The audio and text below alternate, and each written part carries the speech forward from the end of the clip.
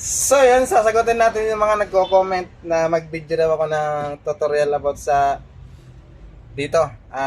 Yung experience ko lang i-share ko ah. So mayroon ako ditong modem ng PLDT yan. Yan. So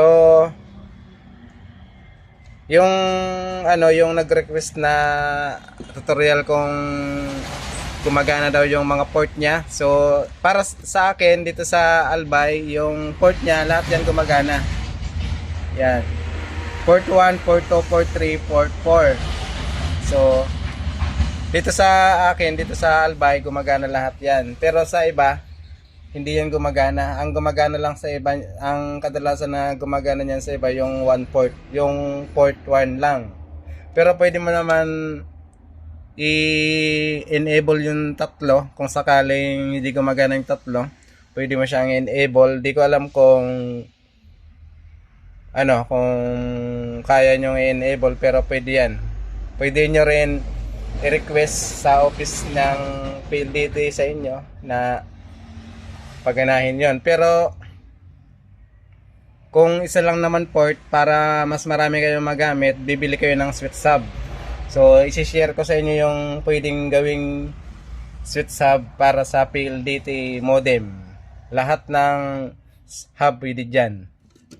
Yan, ito yung port ko. Yan, apat yan. So lahat yan gumagana dito sa akin. PLDT yan dito sa Albay. Yan. So kung kulang kayo ng hub na pwedeng saksakan, gumagana lang one port sa inyo. So i-recommend ko yung tinitinda namin na switch sub din. Mayroong 5 port, 8 port at 16 port. Yan. So yun ang recommend ko na mas mabilis na ma-actionan yung gusto nyo, na maraming port na gusto nyo, kung sakaling disable yung tatlo na port nyo. Dito kasi sa akin gumagana lahat yan. Sa iba one port lang gumagana. Yan. So papakita ko sa inyo yung mga recommend sa kanyang switch. Yan, mayroon tayong 5 gigabit na 5 port 750 dito sa Albay. Mayroon din 5 port na metal type, yan, 730 din. Tapos mayroon din 8 port, yan, 8 port.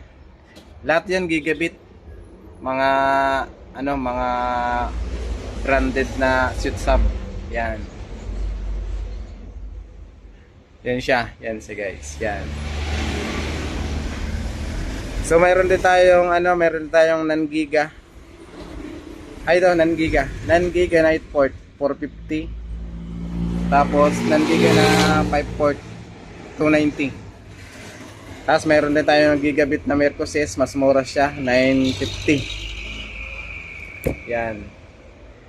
Ito pala guys, ang price nito sa akin, ang bigay ko nito 1 to 8 port na gigabit plastic. 1 to bigay ko nito, 1 to. So mayroon din pala tayo 16. Yan, 16 port gigabit 3K dito sa Albay. Yan.